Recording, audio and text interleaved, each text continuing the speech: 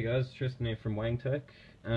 So I've started a new channel, WangTech Tutorials. I'm going to be doing some tutorials on either computers I own or some clients' computers that I get in to do some work.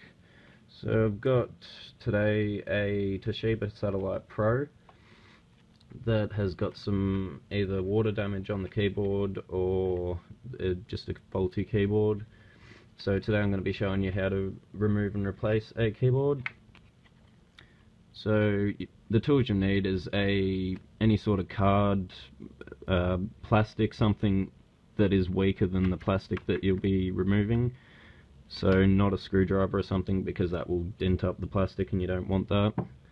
So, and just any small sort of Phillips screwdriver. So you're going to start by trying to get up one of the corners of this plastic strip just above the keyboard, and once you get a corner up, reasonably easy just to get the rest off with your fingers.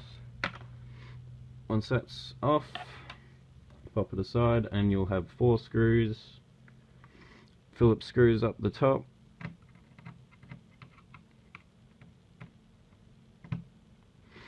Just remove those.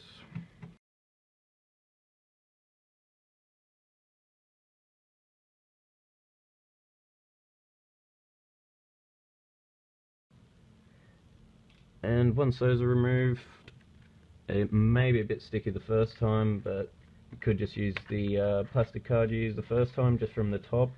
Bring the top up and then pull the bottom out, and there'll be a plastic clip where the keyboard plugs into. Both sides, either little screwdriver or something just to lift open those little plastic bits, pull them forward and the clip will come straight out. That's just to power and function the keyboard. And there you go, you have the keyboard out, and same procedure but just in reverse to replace it. Thanks for watching guys, enjoy the rest of your day.